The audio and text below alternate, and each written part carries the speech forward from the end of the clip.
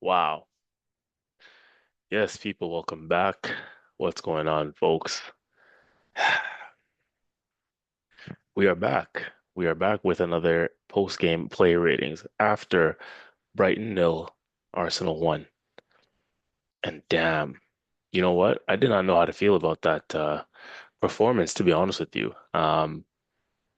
You know, considering, I mean, we got the result in the end, and considering what happened elsewhere, uh, sorry, my watch is just going off at the moment, my smartwatch. And that's because the Arsenal fans in the group chats are buzzing at the moment, so bear with me. Um, it's a good night for us. It's a good night for the Arsenal and the Arsenal fan base. And yeah, as you can see with me sort of glancing at my watch here, um, all the messages are coming through, even from rival fans, the bitter ones, the salty ones. Because as I said, Arsenal have now completed 3 out of 3 in impressive format and impressive fashion. And when I say 3 out of 3, that's Spurs, tick, Chelsea, tick, Brighton, tick.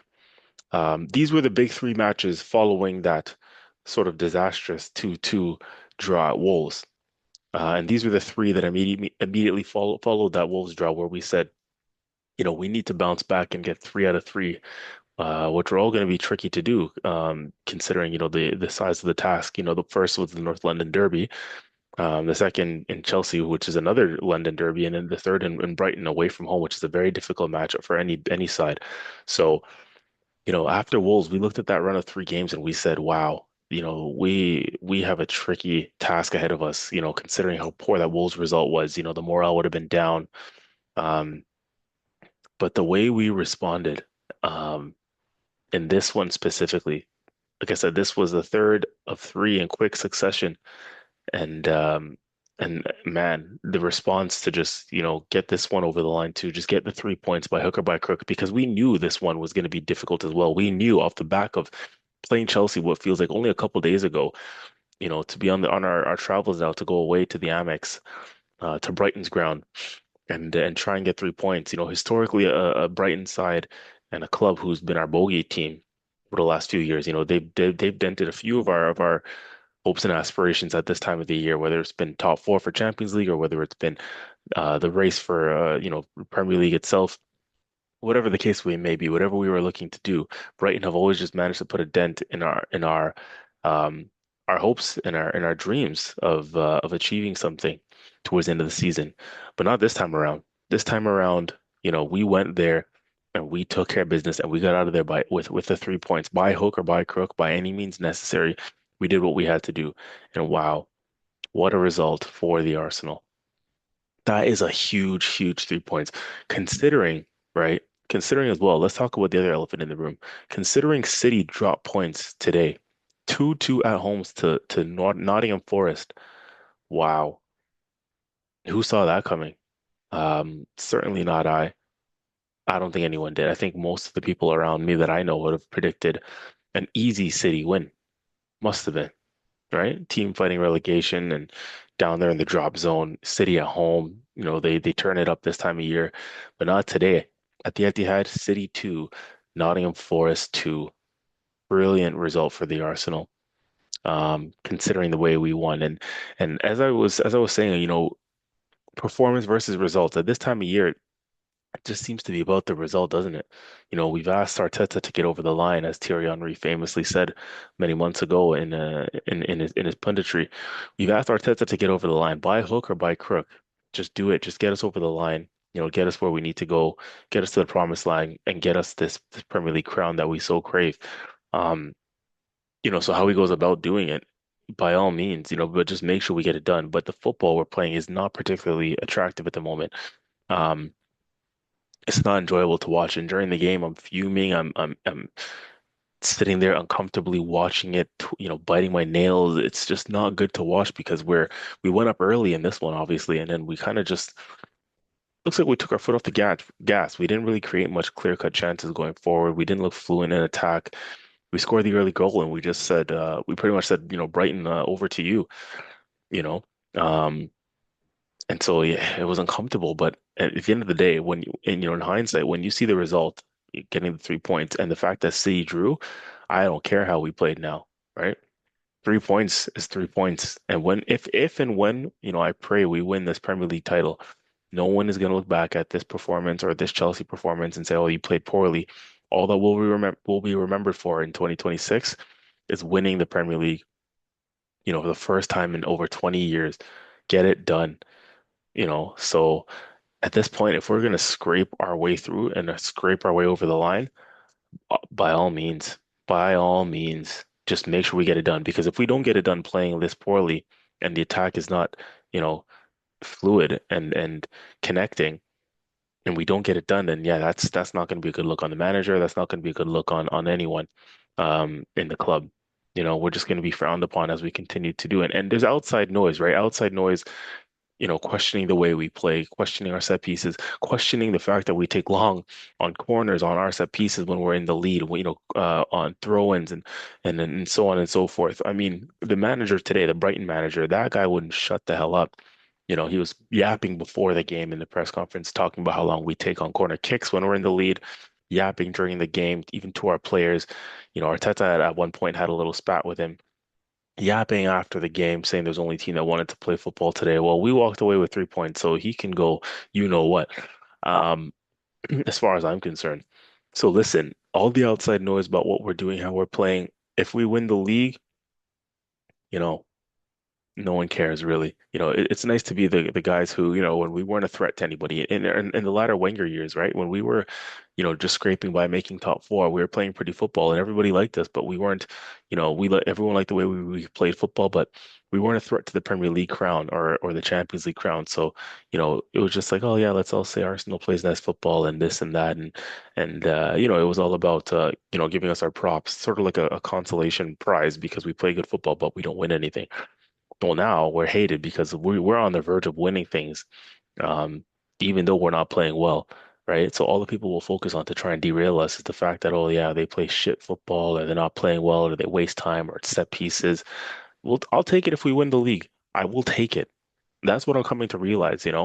But so long as we get over the line, I'm here for all of it. So long as we get over the line, it has to be done. If not, playing like this, playing, unattractive, um, sort of dark arts football, um, dead football, as some would say. Playing like this and not winning is just as is you know, double the negative, if you ask me. So listen, get over the line and I don't care.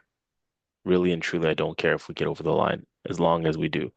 Um, so anyways, with that being said, it's very important to call out certain players and mention this in the player rating segment. And that's what I'm here to do. This is the player ratings after all. Welcome back. This is your boy CJ from the Gunners Corner with the post-match player ratings. I have waffled on for a long time there, so let me just get to the player ratings. And off the bat, I'm going to tell you guys right now, Hincapié is the man of the match. Like, I'll get to his actual rating and talk about him specifically, but you know, going along player ratings, we normally call out the man of the match, and Capier is the man of the match. I just need to say that right here, right now. Gabriel did well as well as center back, bailed us out numerous times, but I just want to give it, if we can only give it to one person, I want to give that shout to Capier straight up. In fact, we'll go into his rating right now. Capier, I'm going to give him a 9 out of 10. Like what a courageous, bold performance. Defensively, he's so sound. He's settled into this team so well. Coming from another league, first season in the Premier League, not an easy league. As a fullback, not easy to go up against some of the wingers that are in this league and the transitions and the pace and the power and the counterattacks. And Capier, man, he has more than hit the ground running. And in this game, one of the main reasons why I'm giving him a man of the match, we had to take off Mascara because Mascara was on a yellow card and he was sort of in some trouble. And Cappy had to move over to right center back pretty much, and he's a left footer. So playing out of position really on sort of imbalanced side at center back, coming out of your left back comfort zone, and still nothing got by him. Won his aerial duels, looked so composed in possession, playing it back to the keeper. Balls over the top he dealt with very well. Like just the fact that he had to play out of position from left back, in the middle of a heated, intense game when you're already sort of focused and switched on in your zone at left back, you come in over to right center back alongside Gabriel and you still hold it down and help us keep the clean sheet. Yeah, man. Kincapi is my man of the match, and he's a nine. He just looks so solid. Nothing gets by him at the moment. He's very good one-on-one defender, wins his duels, winning his aerial battles at both center back and left back in today's game. He was excellent, excellent, excellent, excellent, and he's my man of the match, Kincapi. Just no doubt about it. 9 out of 10 for him. But anyways, I jumped forward a little bit, so let's go back into the starting from the goalkeeper as we usually do. David Raya. Now he had a hairy moment in the first half where he gave the ball away in the middle of the park, and I think it was Ruder, their striker, or one of their forward players, attacking players, dinked it. Once he nicked possession after Raya's poor pass out, um, got it, intercepted it, and then tried to sort of. I think maybe it might have been Baleba even. I don't know, whoever it was. Um, once they intercepted Raya's poor pass out, chipped it over Raya, tried to play a cute little chip ball into the net, which Gabriel got back and cleared off the line. Thank God for Gabriel in that moment because already could have been 1-0 down if Gabriel wasn't switched on to get back onto the line and clear that off. Saved Raya's blushes there. So, but aside from that, Raya overall had a good game. He collected his cross as well. Um, had a little bit of trouble, it looked like, throughout the game in the second half, with his shoulder going down a couple of times, looked uncomfortable, but saw out the game, kept his clean sheet, and then improved after that early scare early into the game. So I'm going to give David Raya an 8. I think that's fair. Gabriel Magalhaes at center back as well. I'm going to give him an 8.5. He's a close second for man of the match for me. Yeah, he gets an 8.5. Another Warriors performance from Gabriel. He slowly, well, he's been a big, part of this team and a leader for a long time now. But as the games go on, and again, if we go on to win things, he'll just cement his name and the Arsenal, legendary status books because this guy is just doing it all at the moment. On both ends of the pitch, a threat in offensive areas and especially corners, as we know, in set pieces, and then defensively, just so committed to defending and keeping clean sheets and just a rock solid defender, man. The clearances, getting himself in front of everything, on and off the ball, getting into sort of physical confrontations with strikers. He holds his own. He's not scared of anyone or anything, and he'll put his body on the line for this football club. And another Warriors performance from him again today. 8.5 for Gabriel. Timber at right back. I thought he had a good game. Timber. Um, I thought he had a really good game. To be honest, all of the back four, back five had a good game. Again, this was our bread and butter. This is what where we are at the moment. If we're going to go on to win this league, if we're going to be known for how structured we are defensively and our defensive prowess and the individuals as well as the collectives, the way we defend. Yuri and Timber looked like he was back to one of his better games today. Yeah, Yuri and Timber was solid. Has to deal with Matoma on that side, and Matoma didn't really do too much. And Matoma is a player that I rate. So considering Ben White um, kept him, relatively quiet. Did I say Ben White? Considering Yuri and Timber kept Matoma relatively quiet. Sorry, I'm losing it, I think. Um, yeah, Timber kept Matoma relatively quiet. I'm going to give Timber 7.5. Not quite 8, maybe, but just underneath. We'll give him a 7.5. I think that's a fair rating for Timber. Um, what was solid, solid enough, I think. And he's showing signs of getting back to his best after some recent shaky performances. But yeah, he was solid in this one, Timber. So 7.5 is fair. Um, Midfield, Zubimendi. Well, one thing, and I'm going to touch on this more when we do the podcast tomorrow with the guys, Laurent and Merdad. But one thing I'm noticing at the moment. Um, I think I mentioned this already too, if I'm not mistaken. We don't have the same control in games as we once did. Um, and I think a lot of that is down to the fact that Mendy is out of form a bit. Still looks a little bit fatigued and tired. Picking up little injuries in this game. He went down, I think one time with an ankle knock. Ended up coming off for Norgard, which is a substitution I would love to see more and more often, that we haven't seen throughout the season is, Norgard coming in when Zubimendi is looking leggy and tired late in games. We haven't seen that a lot. Um, so I'm glad we finally saw it in this game. But yeah, no, overall Zubimendi, I mean, again, game sort of passed him by. He was part of a team that was helping to keep a clean sheet, but he wasn't really doing much in terms of getting on the ball, settling things down, giving us some possession. Um, So not great, but not piss poor really. I'm gonna go somewhere in the middle, and I'm gonna give him a 6. Um, Declan Rice, glad he started the game, by the way. Still our talismanic figure, in my opinion. This team, he's the heartbeat of the team. Everything good that we do runs through him usually, both going forward and defensively. He's always in positions defensively. He gets back and he covers up for others. Again, another player who's fully committed to the cause and committed to defending and seeing out games, giving us clean sheets, giving us a platform, even when we have possession and we drive forward. Who is the guy sort of helping to break out and transition from defense to attack? It's usually Declan Rice, man. He's got an engine on him. We got to keep him fit. We really, really do. Um, you know, Throughout this next couple months to see us out and see us over the line and all the competitions at the moment. But yeah, big time player. Not much more to say about Declan. Wasn't one of his best games, I'll say that. Gave the ball away a few times sloppily, but again, some of his recovery tackles and he's just so combative in that midfield. It's crazy to think, once upon a time, with all due respect, we had guys like, El Neni and Xhaka who lack pace and physicality. Um, you just have an up and down monster in Declan Rice who, um, I just trust so much. Even when he makes a mistake, you trust his leadership and his mentality to to get back and recover it. So but I'm going to give Declan Rice a 7 in this game. I think a 7 is fair because it wasn't his best. Again, some sloppy moments, giving the ball away still, and you know, a couple careless moments, but overall 7. Overall 7. And this is where we get to the attack, and I will again make sure I touch on the attack tomorrow in the podcast with Laurent and Merdad that we do the usual evening podcast. Our attack is if we win this league, it's not because of our attack, funny enough, even though somehow I think there was a stat prior to this match week that we were the team that has scored the most goals in the league. I have no idea how. Um, but if just on the eye test, if you look at our attacking players at the moment, this season has not been about really our attacking players, let's be honest. Um, Moments here and there, obviously, most recently for Eze, the North London Derby. Um, but since, the Chelsea game, today's game, just a game that bypassed Eze really, wasn't really involved too much. Is there a call to say in these sort of games when you need control, you need a Martin Odegaard to get on the ball and settle things down?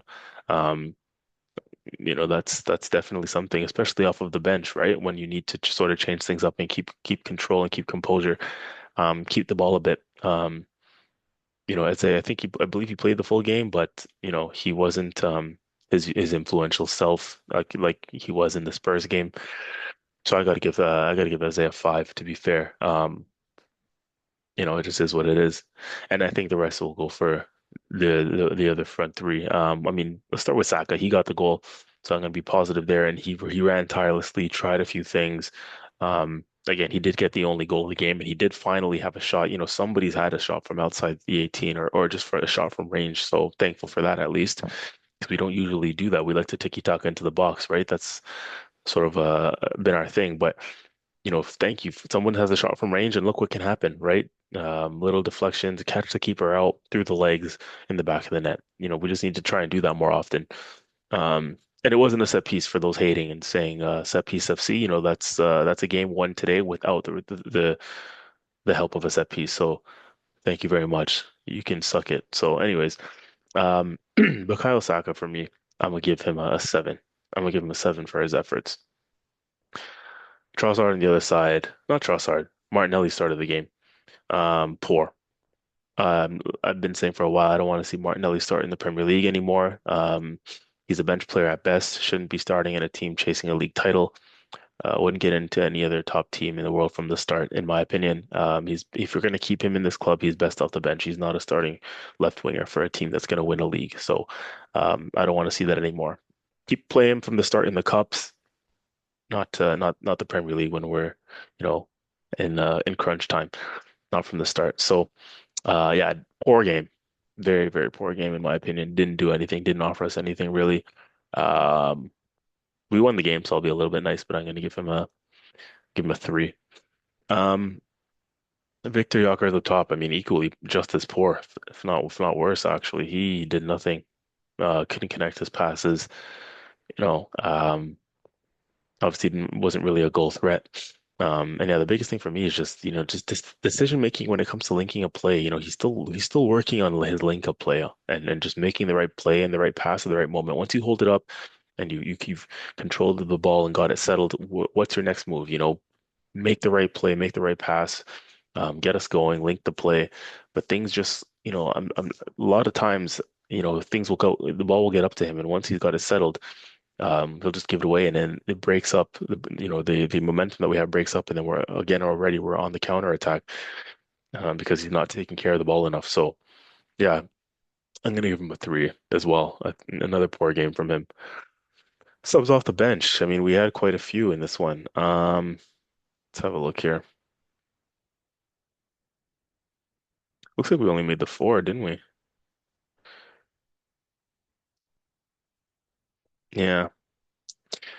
Kai Havertz. Kai Havertz came on. I would say Kai Havertz came on and did a job. I mean,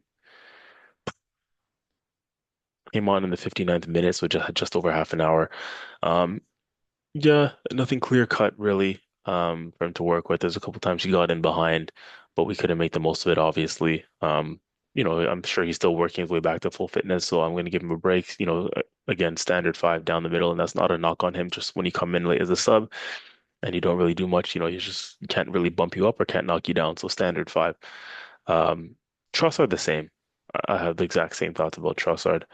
Um, yeah, I don't think he affected the game really when he came on. So I'm gonna give him a standard five. I'll also give Calafiori a standard five as well. Not much noticeable from him. I mean, kept the ball a few times. Um, Kept the ball, I guess, decently when we had possession. Kept things ticking and was part of a team that kept a clean sheet, but not enough to say stand out and not enough to say, oh, he was poor. So standard five for Calafiori. And Nurgaard, I have the exact same sentiments for as well. Helped us see out the game. Wasn't standout. Wasn't poor. So Nurgaard standard five as well. I don't think I rated Christian Mascara, did I? When I look back on it now. Um, and so yeah, maybe I'm losing it. People, let me know. But I'm gonna go back and touch on that for a second. And in my books, I think Christian Mascara, he hmm, I'm gonna give him a four because he had moments where he could have cost us. I mean, yellow card was stupid. Um, well, it's not maybe not stupid. It looked a little bit harsh that early on in the game from the ref. The ref was shocking as well. But what else is new? I'm not going to give that too much airtime. I think the ref was poor. Um, a lot of their, for what Mascara got booked for, a couple of their players could have got booked a little bit earlier as well, but didn't really. Um, so, that's for me is on the referee, but that's another story. We won the game. Who cares? Christian Mascara though, yeah. So his early yellow card might have been a little bit harsh. The guy was going down the touchline. But it was early on in the game, and like I can understand it, but again, he could have used a little bit more sense and just like I said, first tackle early in the game, the guy was going down the line. Um, Maybe he could have been a little bit more lenient, but whatever. Yellow card offense. He's on a booking for the rest of the game, and it looked like it played on his mind because he had a couple moments where he got caught out. And Gabriel had to bail him out, for example, and a moment late in middle of the second half where was it Minte or somebody was driving on him one-on-one on our right channel and their left channel, breaking on that right side. And Mascara looked like he was, going to commit a second yellow and foul a guy either in the box or just outside the box when he went to ground close to the goal line. Got away with it. And I think shortly after that, Arteta took him off because he realized that, Mascara was struggling here. So could have cost us on another day, Mascara. With that second challenge in the second half, that late challenge when he went to ground, um, just outside the box there. And yeah, he was struggling a bit in this one. It wasn't his best game, so I'm gonna give him a four. Fortunately, it didn't cost us in the end. Mikel Arteta's rating is an interesting one now. So he got us the win, right? Playing the way we're playing that sort of dead, ugly football. Um, didn't really offer much in attack. If we didn't get 3 points, this is how fine the margins are in football. If you don't get the 3 points, we're all criticizing and cussing and complaining about the way we played. But we got the 3 points, and City also dropped points. So that being said, um, yeah. he it looks good for him. It's another 3 points ticked off. Like I said, if City drops points and we get the three on our end, not playing well, you have to look at it and say fair play. You did what you needed to do. You came in and you got the early goal. You stank out the place. You walked away with the points. Um, so by that by that metric, I'm gonna have to give him the big day. I'll give him an 8.5. I'm gonna be nice to Arteta, man. 8.5. Your subs seem to have done what they needed to do. You took Zubimendi out, you took Mascara out, took a struggling Martinelli out, and Gyökeres out. So I'm gonna give him an 8.5. Again, this was a big day in the title race. Um, and we're in a good mood. We're in a good mood right now, people. So Arteta gets an 8.5. Well managed. Again, get over the line, and no one cares about the type of football we're playing or how you approach the game. 1-0 win, 1-0 stinker. Stink out the place. Get out of there with the 3 points. 1-0 to the Arsenal. Happy days. Um, People, that's it. We'll see how the rest of the season plays out. We have the FA Cup game next. All these players who started today, probably aside from Christian Mascara and maybe even Martinelli, everyone else should not start on the weekend's game in the FA Cup against Mansfield. Rest them all up and put them in cotton wool, the likes of Declan Rice and Zubimendi and Gabriel and even, well, maybe Saliba might play considering he missed today. Um, Timber, Saka, rest all those guys. Um, David Raya, rest them. Rest them. Fully rotated squad against Mansfield and should be enough to get the job done, to be honest with you, because our squad is still strong. And then, we go again after that. It'll be the Champions League after that, and then the Premier League games come back around. So big times, exciting times. We are in a good place at the moment. We've just extended our lead at the top of the table, um, to 7 points with Man City having that game in hand. But wow, today was crucial. Arsenal winning, City dropping points. What a day this could mean by the end of the season for the title race. Come on, you Gunners. Um, we're buzzing at the moment. We are really buzzing. So with that being said, thank you all for being here. Again, please really remember to like, share, and subscribe. Subscribing really does help the channel as we're looking to expand and grow. You guys being here for us and following us and telling a friend to tell a friend and family members, it helps us out a lot. So if you can subscribe to our channel, if you like the content, of course, and you know, like as I always say, and share to the people then. Um, all right. I've been CJ from the Gunners Corner, and this has been the post-game player ratings. And we will see you on the next one. Come on, you Gunners. We are out. Bye-bye.